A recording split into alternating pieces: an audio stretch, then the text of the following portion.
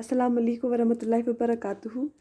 तो प्यारे बच्चों, हम लोग पढ़ रहे थे कि जाबिर बिन हयान। मैंने आपको कहा था कि हमने कल ये चैप्टर जो है ये कंप्लीट कर लिया और आज जो है हम इसके सवालात करने जा रहे हैं। तो आज चले आप देखिए पेज नंबर निकाले पेज नंबर 51। आप पहले लफ्ज़ माने देखिए। अतार, अतार का मतलब होता है इत्र बेचने वाला, फ़िक्र लाहक होना, अंदेशा होना। रोज़ी रोटी रोज़गार, कम सिन छोटा, कम उम्र, मयसर मुहैया, कूट कूट कर भरना, ठूस के भरना। मुरवज्जा जिसका रिवाज हो, धुन सवार होना, किसी ख्यालात या बात के पीछे लगना, या जिसको शौक़ होना भी हम कह सकते हैं। भट्टी बड़ा चूल्हा, कीमियागर कीमिया बनाने वाला, मुरतब तरतीब देने वाला, कवायद कायदा की जमा, महफूज हिफाजत से रखा हुआ, ईजाद करना, वजूद मिलाना, दरियाफ्त करना, ढूंढ निकालना, कशिद करना, अरक निकालना। आला औजार, मैदनी तेज़ाब वो तेज़ाब जो धातु से बनाया जाए। अजीम बड़ा, बाबा अदम मवजद शुरू करने वाला। तो चले ये थी कुछ लफ्ज़ माने।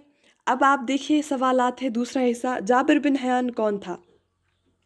जाबिर बिन हयान, पहला ही क्वेश्चन बचा। जाबिर बिन हयान के बारे में इतना बड़ा चैप्टर है, आपके पास पहला क्वेश्चन है कि जाबिर बिन हयान कौन था। तो बच्चा, जाबिर बिन हयान एक साइंसदान था जिसे बाबाए केमिस्ट्री भी कहा जाता है। जाबिर बिन हयान की तालीम व तरबियत कहाँ हुई? जाबिर बिन हयान की तालीम व तरबियत देहात की आज़ाद फ़िज़ाओं में हुई, या हम इसको लिख सकते हैं कि तालीम व तरबियत गाँव में हुई। जाबिर बिन हयान का क्या नाम था और वो क्या काम करते थे? जाबिर बिन हयान का नाम जाबिर था और वो पेशे से एक साइंसदान थे। वो कीमियागरी के नित नए, आप ये भी लिख सकते हैं, और वो कीमियागरी के नित नए तजुर्बे करते थे।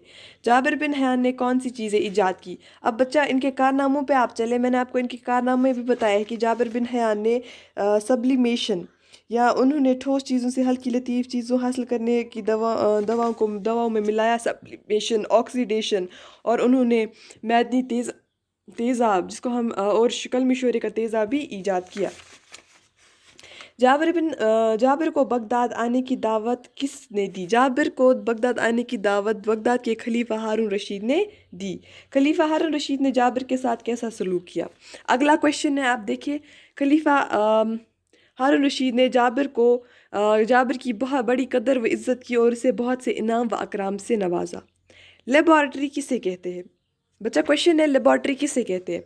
लेबॉर्ट्री उस जगह को कहते हैं जहाँ कीमियागिरी के नित नए तजुर्बे किए जाते हैं। नाइट्रिक एसिड को किस धात के बर्तन में रखा जा सकता है? बच्चा, ये मैंने आपको कल बताया था कि जाबिर बिन हयान ने जो है मुख्तलिफ बर्तन जो है आजमाए, और फिर उसको सिर्फ 2 बर्तन ऐसे मिले जिसमें वो रख सकता था, एक तो सोने का बर्तन और शीशे का बर्तन। तो जाबिर बिन है ये क्वेश्चन क्या था? Nitric acid. हाँ, नाइट्रिक एसिड को जाबिर बिन हयान, हाँ, नाइट्रिक एसिड को किस धात के बर्तन में रखा जा सकता है? तो मैंने आपको कल भी बताया था कि इसको जो है या तो सोने के बर्तन में रखा जा सकता है या फिर शीशे के बर्तन में। जाबिर बिन हयान को इल्म कीमिया का बाबा आदम क्यों कहा जाता है? जब मैंने आपको सबक में बोला था कि जाबिर बिन हयान को बाबाई केमिस्ट्री मतलब इल्म कीमिया का बाबा अदम कहा जाता है, क्योंकि उन्होंने पूरी दुनिया को इल्म कीमिया से रोशनास कराया और कहा कि जो कीमियागरी में जो है तजुर्बात को अहमियत दी, और हमारे लिए बहुत सारे उसके कवायद मुरतब किए जो आज भी चलाए जाते हैं, इसलिए उसको बाबाई केमिस्ट्री कहा जाता है। तो बच्चा, इसी के साथ आप देखिए नीचे तीसरा हिस्सा है, जेल के मुहावरों को जुमलों में इस्तेमाल करें। फ़िक्र लाहक होना। दूसरा है बोझ पड़ना, कूट कूट कर भरना, धुन सवार होना, और है बाबा अदम।